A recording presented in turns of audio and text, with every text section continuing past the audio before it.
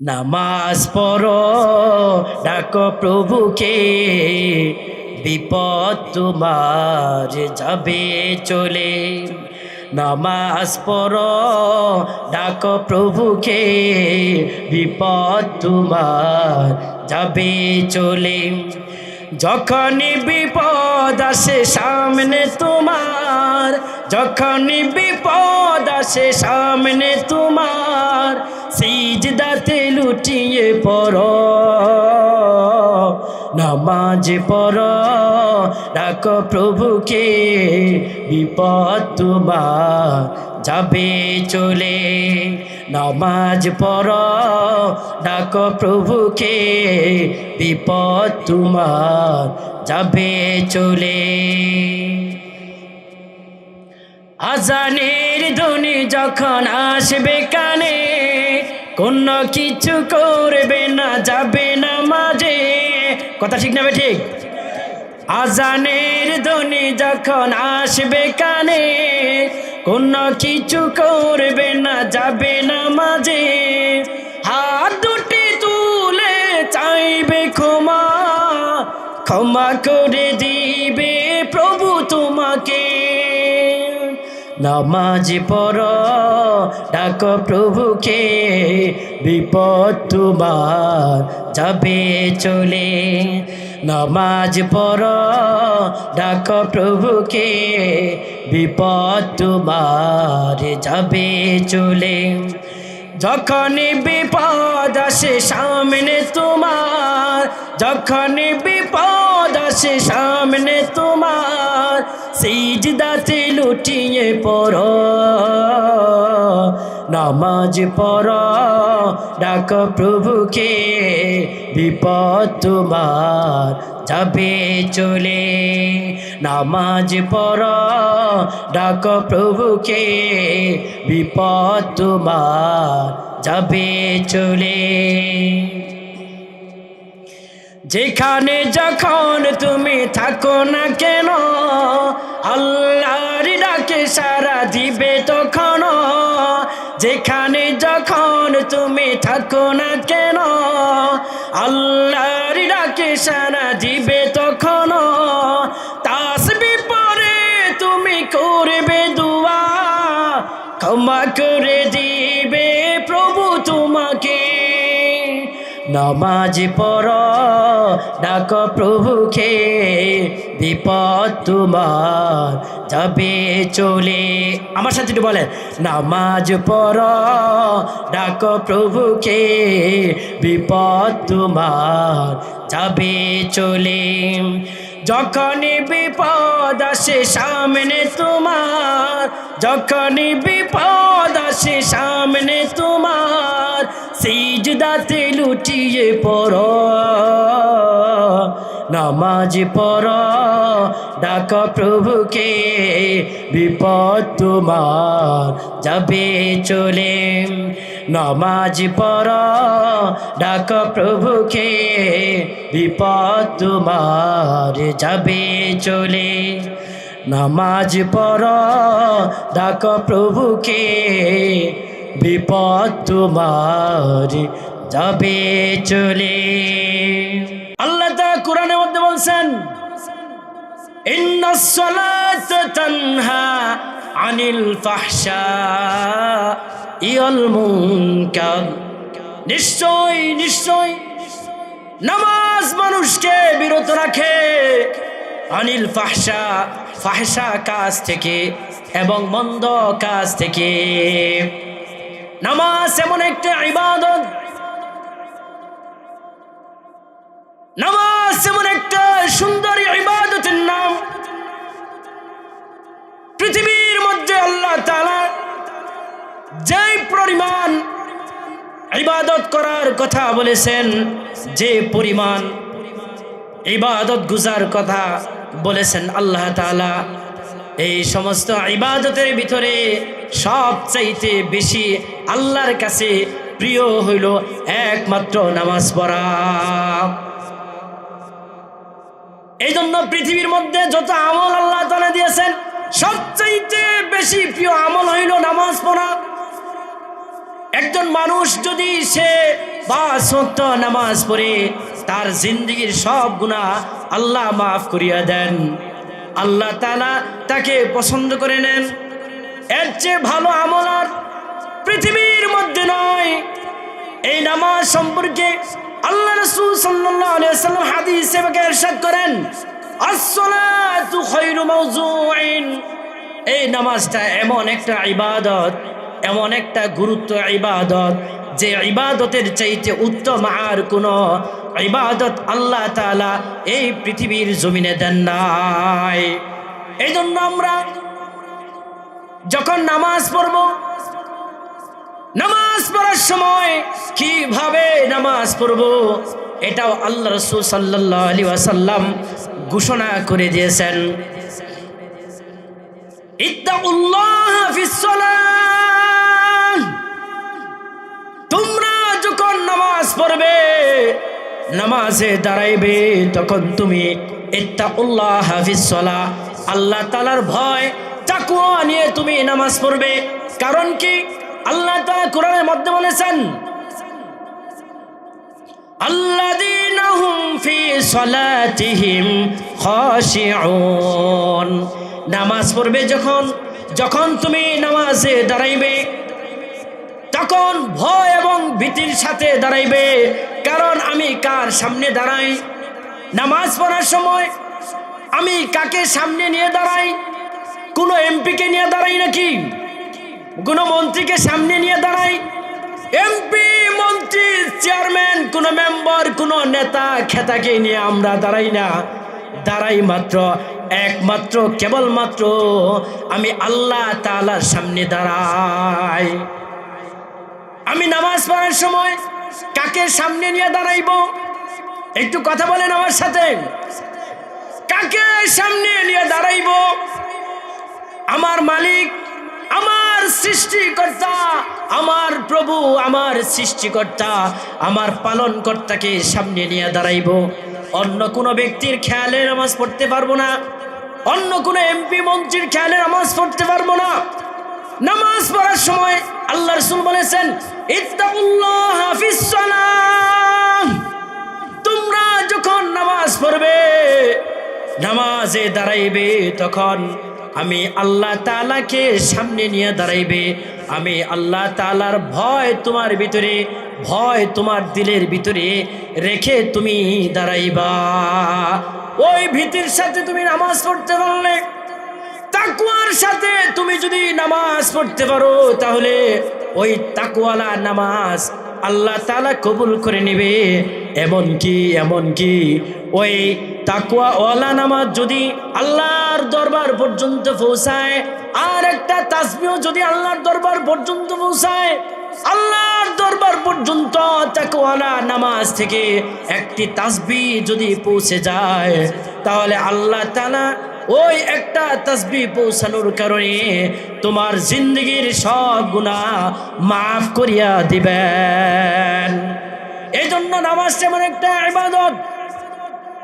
যাকাত দিলে আপনার যেই পরিমাণ ফায়দা হইবে, ফিতরা দিলে যেই পরিমাণ ফায়দা হইবে, মসজিদ মাদ্রাসায় দান করলে যেই পরিমাণ ফায়দা হইবে, বন্ধুগণ আমার, যেই পরিমাণ ফায়দা হয়, লক্ষ টাকা মসজিদে দিলে যেই পরিমাণ ফায়দা হয়, মাদ্রাসায় কোটি কোটি টাকা দিলে যেই পরিমাণ ফায়দা হয়, একটা মানুষ যদি একটা মসজিদ নির্মাণ করে দেয়, একটা মাদ্রাসা যদি নির্মাণ করে দেয়, যে পরিমাণ ফায়দা হয়, একজন মুমিন মুসলমান আল্লাহর কুদরতি পায়ে সিজদা করলে তার চেয়ে বেশি ফায়দা হয়। এই জন্য আল্লাহ তাআলা কোরআনের ভাষায় বলেছেন, ওয়াসজুদ ওয়াকতারিব, তুমি যদি আমার কাছে আসতে চাও, আমার নিকটবর্তী হইতে চাও, তাহলে দুনিয়ার জমিনে এমন একটা ইবাদত দিয়েছি, যে ইবাদত করলে তুমি আমার কাছে আসতে পারবা, আমার সবচেয়ে নিকটবর্তী হয়ে যাইবা। এই ইবাদতের নাম হইল নামাজ। নামাজ নামাজ আল্লাহ রাসূল সাল্লাল্লাহু আলাইহি ওয়াসাল্লাম মৃত্যু যেদিন হইবে, উনি দুনিয়া থেকে চিরধান যেদিন করবেন, ওই দিন ওই মুহূর্ত পর্যন্ত তাদের উম্মতদেরকে বলে গেছেন, তোমরা সময় হইলেই নামাজ পড়ো, নামাজ পড়ো, নামাজ পড়ো। দুনিয়ায় যতদিন থাকবে, যেই সেকেন্ড পর্যন্ত তুমি জিন্দা থাকবে, ওই সেকেন্ড পর্যন্ত আল্লাহর সম্মুখে দাঁড়িয়ে দাঁড়িয়ে তুমি আল্লাহর কুদরতি পায়ে সিজদা করে যাবে। কিন্তু ভাইরা আমার, বন্ধুরা আমার, একটা কথা ভালো করে খেয়াল করে বুঝে নেন, নামাজ পড়ে দাড়ি কাটে, কথা ঠিক বললাম না বেঠিক বললাম? একটু জোরে বলেন, নামাজ পড়ে দাড়ি কাটে কি কাটে না? নামাজ পড়ে দাড়ি কাটে, নামাজ পড়ে সুন্নতি নামাজ তার মধ্যে আছে। নামাজ পড়ে সুদের কারবার করে, নামাজ পড়ে সুদ খায়, নামাজ পড়ে জিনা করে, নামাজ পড়ে আরেক ব্যক্তির হক নষ্ট করে, নামাজ পড়ে জুলুম করে, নামাজ পড়ে গরিব মানুষ, মেহনতি মানুষের টাকা পয়সা সম্পদগুলো আত্মসাৎ করে তারা খায়। নামাজ পড়ে মা বাবাকে কষ্ট দেয়, নামাজ পড়ে বাবা মাকে বাড়ি থেকে তাড়াইয়া দেয়। আবার সে ওয়াক্ত মতনে নামাজ পড়ে, নামাজের সময় হইলে, আজান হইলে আর 1 মিনিট দোকানে থাকে না, 1 মিনিট বাড়িতে সে বসে থাকতে পারে না। আজান হওয়ার সাথে সাথে মসজিদে গিয়ে ইমামের পিছনে নামাজ পড়তে থাকে। কিন্তু এই নামাজ পড়লো ঠিক, তার মা বাবাকে কষ্ট দেয়। কারণ কি? সুদওয়ালা ব্যক্তির পিছনে দৌড়ায়, সুদের কারবার করে এমন ব্যক্তির টুফলা হাতে নিয়া, ব্যাগ হাতে লইয়া দৌড় পড়ে। নামাজ পড়ে ঠিক, দাড়ি কাটে, নামাজ পড়ে ঠিক, আবার সে ভিডিও টানে, নামাজও পড়ে। কিন্তু নামাজ পড়ে এই সমস্ত অশ্লীল কাজ করে। কারণ কি? আল্লাহ তো কোরআনের মধ্যে বলছেন, ইন্নাস সালাতা তানহা আনিল ফাহশাই ওয়াল মুনকার, নিশ্চয়ই নামাজ অশ্লীল এবং অপছন্দনীয় কাজ এবং মুনকার কাজ থেকে আল্লাহ তাআলা বিরত রাখেন। নামাজ পড়ে ঠিক গুনার কাজ করে। কারণ কি? কারণ হইল একটাই, যে নামাজ পড়ে, যে নামাজ পড়ে এই নামাজ আল্লাহর দরবার পর্যন্ত পৌঁছায় না। জুড়ে সুরে বলেন, কথা বললাম ঠিক না বেঠিক? যে নামাজ পড়ে এই নামাজ আল্লাহর দরবার পর্যন্ত পৌঁছায় না। আল্লাহর দরবার পর্যন্ত যদি পৌঁছতো, নামাজ যদি পৌঁছাতো, তাহলে এই ব্যক্তি কোনোদিন গুনার কাজ করতে পারতো না। আকাবিরদের জীবন ইতিহাস পড়লে পাওয়া যায়, সাহাবীদের জীবন ইতিহাস পড়লে পাওয়া যায়, আম্বিয়া কেরামের জীবন ইতিহাস খুঁজলে পাওয়া যায়। তিনারা নামাজ পড়তেন, জালিমের সামনে দাঁড়াইতেন। যখন জালিম বলতো, নামাজ ত্যাগ করো, আমার আদেশ মানো, আমার কথাগুলো মানো, যদি আমার কথাগুলো তোমরা না মানো, এখন নগদ তোমার কল্লা উড়িয়ে দিব, তোমাকে কল্লা উড়িয়ে দিব, তোমাকে দ্বিখণ্ডিত বানাইয়া দিব। তারা বলতো, আমাকে তোমরা 1 বার না 10 বার নয়, 100 বার যদি কতল করো, হত্যা করো, আবার যদি আমার পুনরায় আগের মতো বানাও, আবার তুমি কতল করো, 100 বার কতল হব, 100 বার কতল হব, কিন্তু তোমার আদেশ আমরা মানব না, ওই গুনাহ আমরা করব না। কারণ হইল একটাই, ওই ব্যক্তির নামাজ আল্লাহর দরবার পর্যন্ত পৌঁছাতো। এই জন্য আল্লামা ইবনুল কাইয়্যুম জাওজি রাহমাতুল্লাহি আলাইহি বলেন, নামাজি 5 প্রকার। নামাজি কয় প্রকার? আমার সাথে এদিকে একটু তাকান, অন্যদিকে খেয়াল করা যাবে না, আমার দিকে একটু তাকান। নামাজি কয় প্রকার? এখনো হয় নাই, জুড়ে বলেন নামাজি কয় প্রকার? হয় নাই, আটটু জুড়ে বলেন নামাজি কয় প্রকার? নামাজি হইল 5 প্রকার। আল্লামা ইবনুল কাইয়্যুম জাওজি রাহমাতুল্লাহি আলাইহি বলেন নামাজি হইল 5 প্রকার। 5 প্রকারের মধ্যে প্রথম প্রকার নামাজি হইল মুআক্কাব নামাজি। প্রথম প্রকারের নামাজির নাম কি? আপনারা যদি এখানে এরকম করেন তাহলে তো এই কথা বলা যাবে না।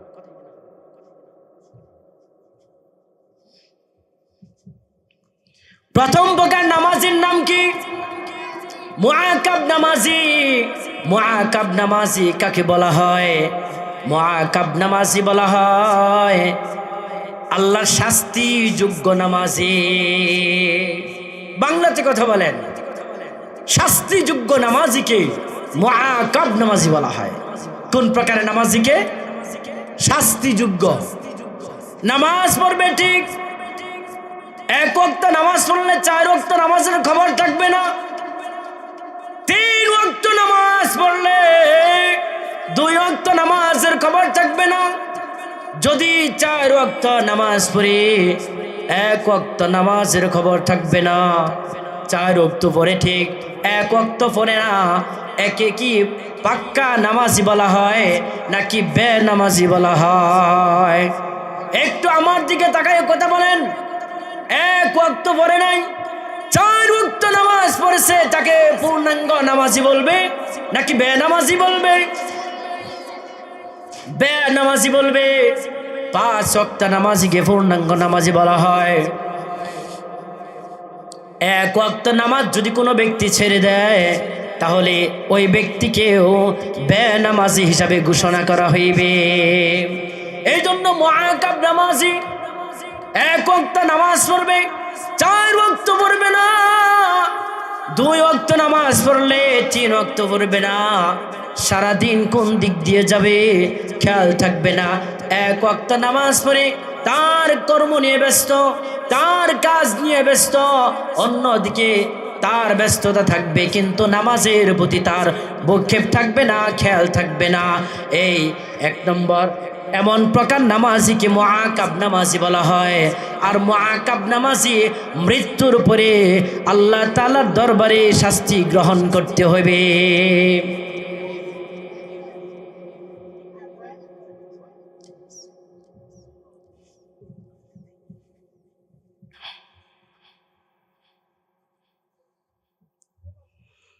এক নম্বর প্রকারের নামাজ হইল মুআক্কাব নামাজি। শাস্তি যোগ্য নামাজিকে মুআক্কাব নামাজি বলা হয়। 2 নম্বর প্রকারের নামাজ হইল মুহাসাব নামাজি, ধমক খানেওয়ালা নামাজি। নামাজ পড়বে ঠিক, আবার ধমক খাবে। আল্লাহর গোলামি করবে ঠিক, আল্লাহর কুদরতি সিজদা করবে ঠিক, রুকু করবে ঠিক, সব ঠিক ঠিক আদায় করবে। কিন্তু আল্লাহর দরবারে পৌঁছানোর পর আল্লাহ তাকে ধমক দিয়ে সালিশ করবেন। 2 নম্বর নামাজি ব্যক্তি মুহাসাব নামাজি। নামাজের মধ্যে দাঁড়াইবে, বডি থাকবে নামাজে, মন থাকবে অন্য জায়গায়। বডি থাকবে নামাজে, মন থাকবে অন্য জায়গায়। মন আর নামাজে থাকবে না। এই মন নামাজের মধ্যে না থাকার কারণে এই প্রকারের নামাজি ব্যক্তির নামাজ আল্লাহর দরবার পর্যন্ত পৌঁছাবে না। 3 নম্বর নামাজ, 3 নম্বর নামাজই বলা হয় মুকাফফার নামাজ। মুকাফফার নামাজ পড়নেওয়ালা ব্যক্তি নামাজ পড়বে, তার মনোযোগ থাকবে নামাজের মধ্যে। যদি কোনো কারণে অন্য কোথাও তার মনটা চলে যায়, আবার তার মনটা ঘুরিয়ে নামাজের মধ্যে আনবে, এইভাবে নামাজ শেষ করবে। নামাজ শেষ করতে দেরি হইবে। আর এই মুকাফফার নামাজি ব্যক্তির নামাজ আল্লাহর দরবার পর্যন্ত পৌঁছাইতে দেরি হবে না। 4 নম্বর নামাজ মুসাব নামাজ। মুসাব নামাজ কাকে বলা হয়? মুসাব নামাজ বলা হয় ওলি আউলিয়াদের নামাজ। আমার বয়ান আমি লম্বা করব না, কারণ প্রধান বক্তা যে উনি আমাদের মাঝে উপস্থিত আছেন, অল্প কিছুক্ষণের মধ্যেই সে স্টেজে আসবে, এই জন্য আমার কথাগুলো লম্বা করব না। 4 নম্বর প্রকারের নামাজের নাম হলো মুসাব নামাজ। মুসাব নামাজ বলা হয় ওলি আউলিয়াদের নামাজ। ওলি আউলিয়ারা কেমনে নামাজ পড়তেন? নামাজের শুরুতে আল্লাহর দিকে তার টার্গেট থাকতো, আল্লাহর দিকে তার মন থাকতো। নামাজের শেষ পর্যন্ত আল্লাহর দিকে তার মন থাকতো। মাঝখানের যে সময়টুকু থাকতো ওই সময়টুকু একমাত্র কেবলমাত্র আল্লাহ তাআলার দিকে তার ধারণা থাকতো, ধ্যানমগ্নতা থাকতো একমাত্র আল্লাহর দিকে, অন্য কোনো দিকে তার মন থাকতো না। তার বডিও থাকতো নামাজের মধ্যে, তার মনও থাকতো নামাজের মধ্যে। বডি এবং মন এই দুইটা জিনিস যে ব্যক্তির নামাজের মধ্যে থাকবে, ওই প্রকারের নামাজি ব্যক্তিকে মুসাব নামাজি বলা হয়। মুসাব নামাজি এমন একজন নামাজি, মৃত্যুবরণ করতে দেরি হইবে, আল্লাহ তাআলা তাকে জান্নাতে প্রবেশ করাইতে দেরি করবেন না। জোরে সুরে বলেন সুবহানাল্লাহ। হযরত আসেম কুফি রহমাতুল্লাহি আলাইহিকে জিজ্ঞেস করা হয়, আসেম কুফি তুমি নামাজ পড়ো কেমনে? আসেম কুফি বলে, আমি নামাজ পড়ার আগে 2টা ওযু করে নেই। কয়টা ওযু করে নেয়? 2 প্রকারের ওযু করিয়া লই। 2 প্রকারের মধ্যে 1 নম্বর প্রকারের ওযু হইল নামাজ পড়ার জন্য যে তাহারাত হাসিল করতে হয়, নামাজ পড়ার জন্য যে পবিত্রতা হাসিল করা হয়, 1 নম্বর প্রকারের ওযু হইল আমি নামাজ পড়ার জন্য তাহারাত হাসিল করার জন্য। আর 2 নম্বর প্রকারের নামাজ, আমি যখন 2 নম্বর প্রকারের ওযু করব, ওই ওযুর সময় আমি আল্লাহ তাআলাকে বলে থাকি, আল্লাহ গো তুমি আমাকে একটা বডি দিয়েছ, এই বডির ভিতরে একটা মন দিয়েছ, হৃদয় দিয়েছ, আর এই হৃদয়টা অনেক সময় হিংসার কাজে লিপ্ত হয়ে যায়, বিদ্বেষের কাজে লিপ্ত হয়ে যায়, গুনার কাজে লিপ্ত হয়ে যায়। ওগো আল্লাহ, ওগো মালিক, তোমার কাছে আমি চাইতেছি এই দ্বিতীয় নম্বর ওজনা করতেছি, আমার দিলের ভিতরে হিংসা বিদ্বেষ তুমি দূর করিয়া দিও, আমার দিলের ভিতরে যত ফকর আছে, অহংকার আছে, তাকাব্বুর আছে, সব তাকাব্বুর তুমি দূর করিয়া দিও আমার এই 2 নম্বর প্রকারের ওযুর মাধ্যমে। আসেন কবি বলেন, 2 প্রকারের ওযু করার পর আমি যখন নামাজে দাঁড়াই তখন রাসূলের দিকে খেয়াল করে থাকি, যে রাসূলে হাদিসের মধ্যে বলছেন, সল্লু কামা রাআইতুমুনি উসাল্লি, সল্লু কামা রাআইতুমুনি উসাল্লি, নামাজ পড়ো সেইভাবে আমি রাসূল নামাজ শিক্ষা দিয়েছি যেইভাবে। আমি আসেম কবি রহমাতুল্লাহি আলাইহি নামাজ পড়ার সময় সেই হাদিসের দিকে খেয়াল করে আমি এত সুন্দরভাবে নামাজগুলো আদায় করি, আমি যেন আল্লাহকে দেখতেছি, এইভাবে সুন্দরভাবে রাসূলের নামাজের দিকে খেয়াল করে আমি নামাজ আদায় করতে থাকি। 2 নম্বর হাদিসের দিকে খেয়াল করে থাকি। রাসূল সাল্লাল্লাহু আলাইহি ওয়াসাল্লাম 2 নম্বর হাদিসটি বর্ণনা করেছেন, ওয়াবুদুল্লাহ কাআন্নাকা তারা ফাইন লাম তাকুন তারাহু ফাইন্নাহু ইয়ারা। আমি যখন আসেম কুফি নামাজে দাঁড়াই তখন মনে মনে ভাবি, আমার সামনে আল্লাহ দাঁড়িয়ে আছে, আল্লাহকে সামনে নিয়ে আমি নামাজ পড়তেছি, আল্লাহ আমাকে দেখতেছে, না হয় আমি আল্লাহকে দেখতেছি। আল্লাহ, আমি যদি আল্লাহকে দেখতে না পাই, কমপক্ষে আল্লাহ আমাকে দেখতেছে, এই খেয়াল করে আমি আসেম কুফি 23 বছর যাবৎ নামাজ পড়ে থাকি। জোরে সুরে বলেন সুবহানাল্লাহ। আসেম কুফি রহমাতুল্লাহি আলাইহি উনি এমন একজন বুজুর্গ ছিলেন, ওই জামানার সবচেয়ে বড় কুতুবে রব্বানি ছিলেন, কুতুবুল আলম ছিলেন, অনেক বড় মাপের একজন আল্লাহর ওলি ছিলেন। এই আসেম কুফি রহমতুল্লাহি আলাইহি নামাজে যখন দাঁড়াইতেন আল্লাহকে খেয়াল করে তিনি নামাজ পড়তেন। উসমান হারুন, খাজা উসমান হারুন রহমতুল্লাহি আলাইহি রাস্তা দিয়ে যাচ্ছেন, রাস্তার পাশে দেখে বিশাল বড় একটা আগুন ধরিয়ে আগুনের সিজদা করতেছে মূর্তি পূজকরা, আগুন পূজারীরা আগুনের সিজদা করতেছে। খাজা উসমান হারুন রহমতুল্লাহি আলাইহি দেখে বললে, তোমরা কাকে সিজদা করতেছ? বলতেছে, আমাদের প্রভুকে সিজদা করতেছি। তোমাদের প্রভুকে, তোমাদের মালিককে? তিনি বলতেছে, তারা বলতেছে যে না, আমাদের মালিক হইল আগুন। খাজা উসমান হারুন রহমতুল্লাহি আলাইহি বললেন, না না না, এই আগুন তোমাদের খোদা না। লা ইয়াদুররুহুম ওয়ালা ইয়ানফাউহুম, আগুন কাউকে ক্ষতি করতে পারে না, আগুন কাউকে উপকার করতে পারে না। আগুন তোমাদের খোদা না, আগুন তোমাদের প্রভু না। আগুনের একজন সৃষ্টিকর্তা আছে, যেই সৃষ্টিকর্তা তোমাকে সৃষ্টি করেছে, আমাকে সৃষ্টি করছে, এই কায়নাতকে সৃষ্টি করেছে আল্লাহ। এমন একজন মালিকের নাম হইল আল্লাহ।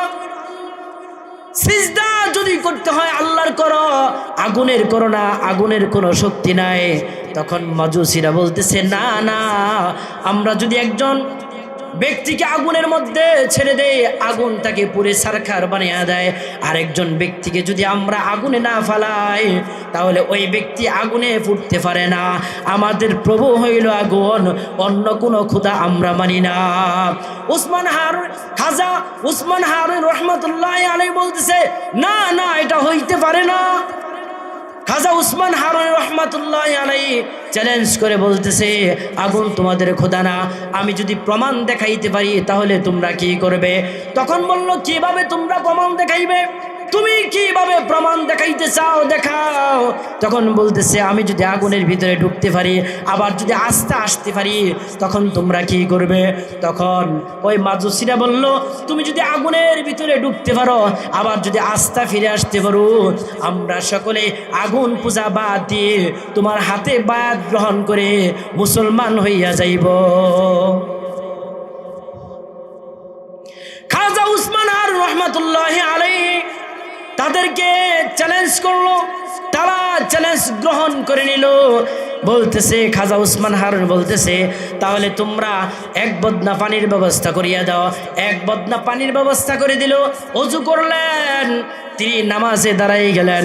নামাজে দাঁড়াইয়া সিজদায় পড়ে তিনি আল্লাহকে বলতেছে, ওগো আল্লাহ, ওগো মালিক, তুমি একমাত্র সৃষ্টিকর্তা, এটা আমার জানা আছে। তুমি তো আল্লাহ, আমার পিতা ইব্রাহিম আলাইহিস সালাতু ওয়াস সালামের জন্য আগুনকে তুমি ঠান্ডা বানিয়ে দিয়েছিলে, আগুনকে ফুলের বাগান বানিয়ে দিয়েছিলে। কুলনা ইয়া নারু কুনি বারদাও ওয়া সালামান আলা ইব্রাহিম, তুমি তো আমার পিতা ইব্রাহিমের জন্য এই আগুনকে ঠান্ডা বানিয়ে দিয়েছিলে। আমি তো সেই ইব্রাহিমের সন্তান। খাজা উসমান হারুনি, আল্লাহ তোমার কাছে বলতেছি, এই আগুনের তো কোনো পাওয়ার নাই, আগুনের কোনো শক্তি নাই গো আল্লাহ। আগুন যদি কাউকে পুরাইতে চায়, কাউকে যদি পুড়তে চায়, তাহলে এই আগুন তোমার কাছে বলে, যখন তুমি তাকে পাওয়ার দাও, বলো যে তাকে তুমি পুড়িয়ে দাও, তখন সে পুরাইতে পারে। এছাড়া আগুনের কোনো শক্তি নাই। ও গো আল্লাহ, তুমি আমার জন্য এই আগুনকে ঠান্ডাদায়ক বানায়া দিও। আমার পিতা ইব্রাহিমের মতো যেমন করে দিয়েছিলে, আগুনকেও তুমি বলে দাও, আগুন যেন আমার জন্য এরকম হয়ে যায়। এইভাবে 2 রাকাত নামাজ পড়লেন। নামাজ শেষ করার পর একটা হাতে তসবিহ নিয়ে তিনি তাসবিহ পড়ে পড়ে আগুনের ভিতরে ঢুকে পড়লেন। জোরে সুরে বলেন, আল্লাহু আকবার। আরো জোরে বলেন, আল্লাহু আকবার। হয় নাই, আরো জোরে বলেন, আল্লাহু আকবার। খাজা উসমান হারুন রহমতুল্লাহি আলাইহি তাসবিহ হাতে লইয়া আল্লাহু আকবার বলিয়া তিনি বিশাল বড় এক আগুনের ভিতরে ঢুকে বললেন। আগুনের ভিতরে ঢুকে পড়ার পর অনেক সময় যায়, খাজা উসমান হারুনি আর বাহির হয় না, আর বাহির হয় না। মাতুসিরা ভাবতেছে শেষ, খাজা উসমান হারুনি শেষ, আর ফিরে আসতে পারবে না। আগুন তাকে ছাই বানিয়ে দিয়েছে মনে হয়, এতক্ষণে শেষ। কারণ জ্বলন্ত আগুনের ভিতরে গাছের ডোম যদি আমি ফেলে দেই, গাছের ডোম ক্ষণিকের ভিতরে সবগুলো পুরে সারখার বানাইয়া দেয়। খাজা উসমান হারুনি আর ফিরে আসতে পারবেন না। তারা এটা নিয়ে ভাবতেছেন, গবেষণা করতেছেন, একজন আরেকজন দেখে বলতেছে শেষ, খাজা উসমান হারুনি আর ফিরে আসতে পারবে না। কিন্তু কিছুক্ষণ পর এই খাজা উসমান হারুনি রহমাতুল্লাহি আলাইহি যেইভাবে তাসবিহ নিয়ে জিকির করতে করতে আগুনের ভিতরে ঢুকেছিলেন, ঠিক সেইভাবে আস্থা অবস্থায় খাজা উসমান হারুনি রহমাতুল্লাহি আলাইহি আগুনের ভিতর থেকে বাহির হয়ে আসতেছেন। তারা সবাই দেখে অবাক। সংক্ষেপে বলতেছি, তারা সবাই দেখে অবাক হয়ে গেলেন, এটা কিভাবে সম্ভব? আমাদের মধ্যে থেকে কোনো ব্যক্তি যদি ছেড়ে দেয়, সাথে সাথে আগুনে ছাই করে দেয়। খাজা উসমান হারুনি আমাদেরকে কি টাক লাগাইয়ে দিল, আমরা তো বুঝতেই পারলাম না। খাজা উসমান হারুনি বললেন, এখন তোমরা কি করবে? মুসলমান হইবে নাকি আগুনের পূজা করবে? যে আগুনের কথা আল্লাহ তাআলা কোরআনের মধ্যে বলছেন, লা ইয়াদুররুহুম ওয়ালা ইয়ানফাউহুম, যে আগুন তোমাদেরকে ক্ষতি করতে পারে না, যে আগুন তোমাদেরকে উপকার করতে পারে না, যে আগুন তোমাদেরকে হায়াত দিতে পারে না, যে আগুন তোমাদেরকে পুরাইতে পারে না। একজন ব্যক্তিকে যদি পুরাইতে চায়, আল্লাহর কাছ থেকে অনুমতি নিয়ে তাদেরকে পুরাইতে হয়। তোমরা এখন কি করবে? মাতুসিরা বলল, আমাদের আর কিছু করণীয় নাই, আজকে থেকে আমরা সব বাদ দিলাম। কোন আগুনকে পূজা করব না, বৃক্ষকে পূজা করব না, সূর্যকে পূজা করব না, আমরা কোনো দেবতার পূজা করব না। আজকে থেকে সব কিছুর পূজা বাদ দিয়ে তোমার হাতটা বাড়াইয়া দাও, তোমার হাত দুইটা সকলে কালেমা পড়ে মুসলমান হইয়া যাইব। সাথে সাথে হাত দুইটা বাড়াইয়া দিল, সাথে সাথে হাত দুইটা ধরে সকলে কালেমা পড়ে মুসলমান হইয়া গেলেন। জোরে সুরে বলেন সুবহানাল্লাহ।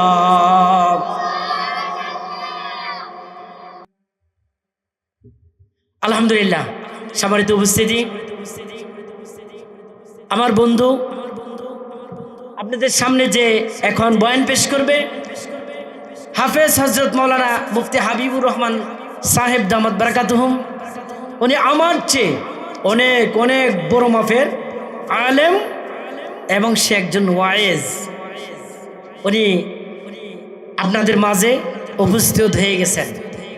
এজন্য আমি আপনাদের সামনে যে কথাগুলো বললাম, যে কয়টি কথা বলছি, আল্লাহ সকলকেই আমল করার তৌফিক দান করুক এবং আমাকেও যেন আমল করার তৌফিক দান করেন। সকলে আল্লাহুম্মা আমিন। ওয়া আখিরু দাওয়ানা আলহামদুলিল্লাহি রাব্বিল আলামিন। আসসালামু আলাইকুম ওয়া রাহমাতুল্লাহি ওয়া বারাকাতুহু।